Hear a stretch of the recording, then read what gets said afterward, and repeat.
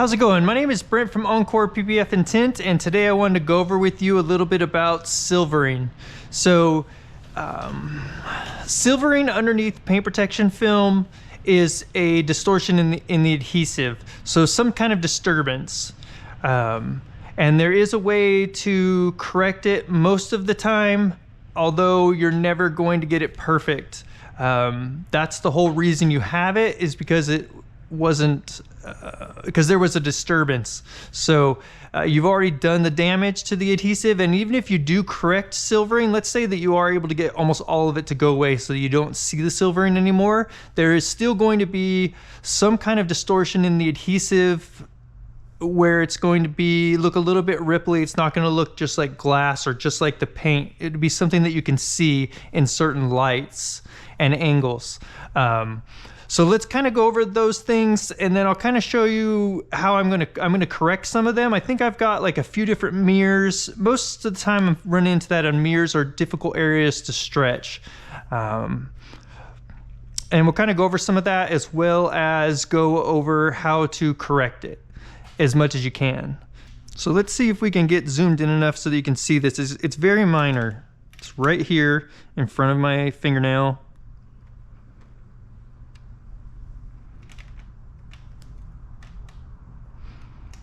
It's very minor on this one. So it's you know, it's something that's very salvageable. It's something I'm gonna be able to get to go away, and this mirror came out great even with that. Okay, so this mirror is from a 2024 Nissan Z Nismo. And this black mirror black is where it's gonna be the most visible. Reds, darker colors. You're not gonna notice it as much on gray, and you're really not gonna notice it on white. So let's see, hopefully both of these cameras are kind of getting a decent angle on it where you can see the distortion there. All right, so how was this distortion caused? This was caused by me moving the material and getting an area to pre-tack. So it started to tack down a little bit right there, and then I continued to make adjustments to the material. And what that did is those little areas that were stuck down, when I moved the material around after that, those stayed stuck while the rest of the material kind of moved, and that creates areas where you get these little white marks underneath the material in the adhesive. So you're always going to have a little bit of a waviness there. It's going to be a little bit different when you hit the light right on it and look at it. It's going to have a different appearance to it than the rest of this is, and it's, you know, it's fairly minor, but on areas where you get it really bad, like let's say you did this and then your whole hand stuck right there, and then when you let off, it just moved just a little bit. It doesn't even have to be you moving it. It could be just it shrinking back up a little. You know, you can get silvering really bad, and then the only way to correct that is to try lifting it up and putting some slip solution back underneath there, or you're going to start over. You know, there's not much else to it other than that. You can also try some alcohol. I've noticed that sometimes the rubbing alcohol mixture for tack solution will help with that as well, but it's going to be really tough on a mirror because you need to do some stretching and things. That's going to be difficult to correct with rubbing alcohol. That's more on a flatter surface, where the rubbing alcohol could be helpful with helping with the distortions like that. And then I also have a distortion right here that's a little bit of a line from me stretching this material, a little bit of a silvering line, and it's extremely minor. So what happened was that when I was installing this mirror, I had to lift it back up to here and then re-stretch it again. And so on that line where I lifted it up, and where it was tacked down, so these two parts right there, because there's so much stretching in this mirror, it left a little bit of a silvering. And this could be much worse, and then I just would have redone it. It's super minor, so I'm not worried about it, but I am going to touch it up and clean it up. And I just wanted to let you know that's another way that you can cause these type of marks, is by lifting up to a point or letting a point, like let's say that I had squeegeed all this down, and then I let this start to cure and dry, and then I stretched. Chances are you're going to get that same silver mark across here on a black vehicle. Like I said, it's going to be most noticeable. So let's go ahead and put some heat on these and push them down.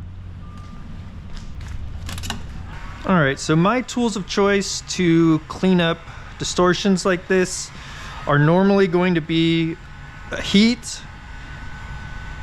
So I'm gonna need a heat gun, and then I'm going to need a bone stick. The other tool that I use sometimes for cleaning this type of stuff up is going to be a gold card, a Bondo card. So something like this here. I've seen or heard of, more that I've heard of, people using like the backside of a spoon on stuff like this as well. I've never really tried that. So what you're gonna do is put a little bit of heat on there. You don't want to overheat the material, and you want to start out light with correcting this type of stuff. The lighter, you start lighter and then give it more pressure as necessary, because you can damage the top coat, because obviously you're heating it up and then you're dragging something across it. So if you push too hard, you can leave marks in the top of the material, and those you can't get rid of. You basically damage the top coat on the material. So what I like to do is heat it up, and I'll just kind of go back and forth, and then sometimes I'll do circles. It just, you kind of see what's working best for this specific situation, and then just continue with that. There's just a tiny couple marks out here I'm cleaning up as well. And this is just gonna help hide this stuff. This mirror is more than adequate. Like, this mirror came out really well still. And I'm just trying to get rid of some of that silvering so it doesn't catch the customer's eye. They're never gonna notice the tiny, tiny distortions in the adhesive here. And even if they do, it's nothing. So, I've never had a customer complain about something like that, especially when it's so minor. So then on this line here, I'm gonna heat this up a little bit. And this one I'm just doing for video's sake. And I probably would touch this up during the heat sealing process at the end. But I am getting a little carried away here. There's really not much of a line here.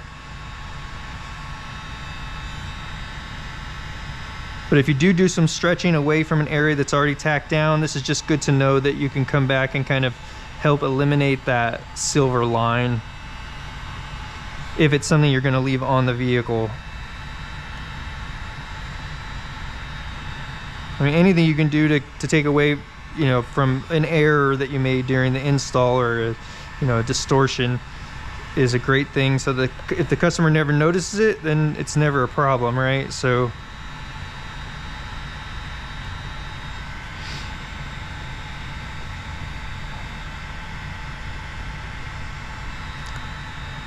okay, so I've kind of touched up a couple areas. I ended up not getting any of these marks on the other side. So this is a lot of stretching on this mirror. It was my first time doing these, and it's kind of a funky pattern, and it's not a bad pattern at all. It's just a lot of stretching, and there is a seam that goes across right here.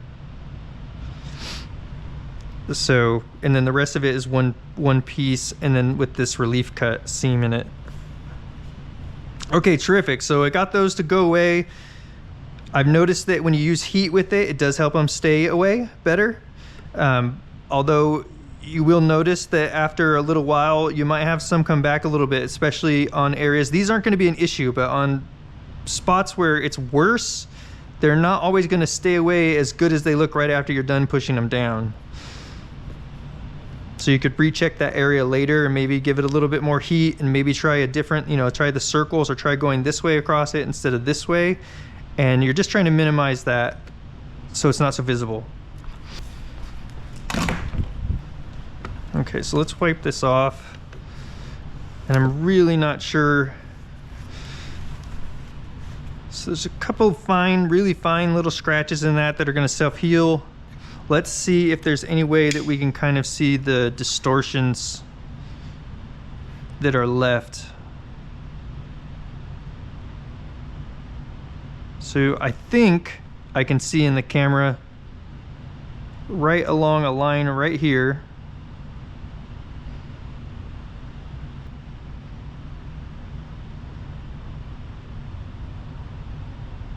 It's nothing though, really.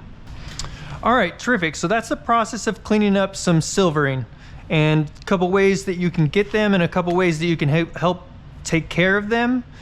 So as far as during the install process, if you can pull the material back, re-wet it down, and then stretch it back into place, that's probably why I pulled this one back. And so I did end up with a couple small ones, but I must have been correcting something that was, to pull it back that far, all the way back to here, I was obviously correcting something, alignment issue, or maybe I had some distortions underneath there that I really didn't like. They were too big, I wasn't gonna be able to leave it.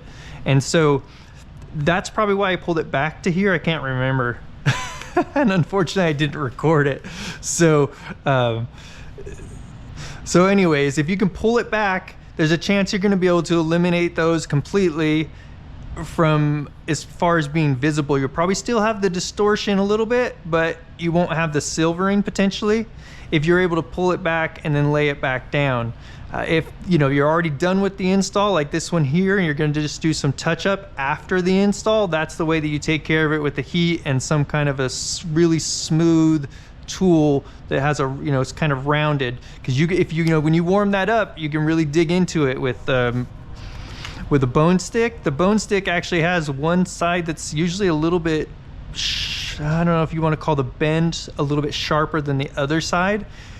Either way, you know, if you push too hard, you're going to damage the material, and then you're definitely starting over. So definitely take it easy, start lighter, and then work up on the pressure. Let's see, is there anything else? I think that's pretty much it. So let's go over, I'm probably going to cut out at some point here, or before this point I'll have skipped to some other videos that show me correcting silvering on some different pieces, and we'll go over those just to show you, just to give you more examples of how to correct it, what those look like, maybe why I got them, and then how, you know, what I did to fix them. All right, looks like I get to show you guys another teaching moment here. My goodness gracious, I didn't have this problem on the other one either.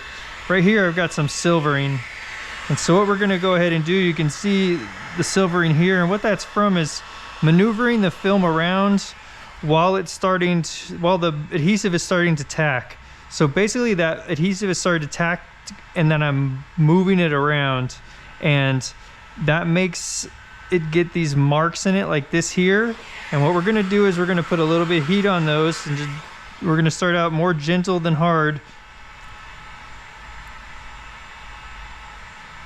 and we're going to just kind of massage these out. You can just go straight over across them. I like to do little circle motions on them as well. Now, something to keep in mind whenever you're trying to get rid of some silvering is that, you know, there's going to be a little distortion in the adhesive right there, and I mean that's why there is some silvering. So don't expect to completely hide something when you're trying to eliminate the, you know, kind of hide the silvering. You can't hide the distortion in the adhesive.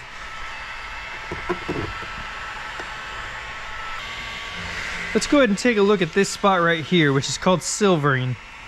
And basically how that was created is that when I was stretching this material into place, that part started to tack down just a little bit, and when I moved it some more, it caused this silvering. So it starts to tack, you move it, and it stretches the adhesive a little bit and causes what we call silvering.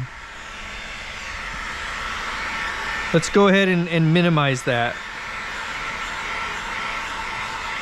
So I put a little bit of heat on it, and I'm going to take something like this bone stick here, and I'm just going to kind of work it down. I'm going to be gentle. We're being really gentle here. And then I get a little bit more aggressive if necessary. And in a situation like this, you know, you did distort, or I did distort the adhesive when I made that mark. So you're never going to get rid of, like, let's say necessarily the distortion, but we can hide it really well. For such a small area, I wouldn't really consider redoing this unless the customer happened to notice that it had a problem with it. It's just not worth redoing. So we're going to go ahead and heat it up, push it out, and that's going to look fantastic. So as you can see there, that's basically gone. All right, so we've got a little bit of silvering right here. Let's go ahead and take care of that. What was that? I'm talking to the camera.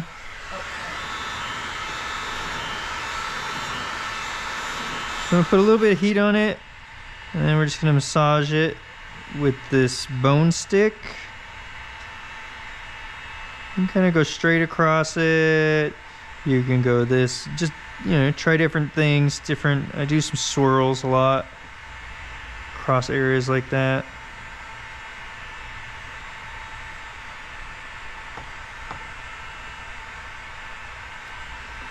Great, disappeared. Well, terrific. I appreciate you taking a look at this video. If you found anything useful or helpful, please like and subscribe, and we'll see you on the next one. All right, so I'm super disappointed with how everything went on this car as far as the rest of the vehicle. I probably am going to show a partial hood kit video for this vehicle, but I'm not going to be showing the bumper, which is a bummer. But this is brand new body style that's just coming out, and we're actually in December of 23, and this is a 24, so it's brand new body. And the kit did not fit well, although it said in the computer that it's not going to fit up to standards. Just cut at your own risk. So I didn't expect it to fit as well as normal, but I did start recording it, and I just felt like with the problems that they're having with this kit, they just haven't tested it yet. And when they do, they're going to make adjustments to it. So I felt like that would not be a beneficial video. But let me know if anything like that would be helpful. Like, how do you make a kit fit that doesn't fit? You know, what do you do? It's not great install practices though, because, you know, you're going to leave some distortions or some things when you try to stretch and make it do something that there's not enough material for it to do. So that was a bummer, but you know, that's how it goes when you cut out a kit that hasn't been verified, I guess.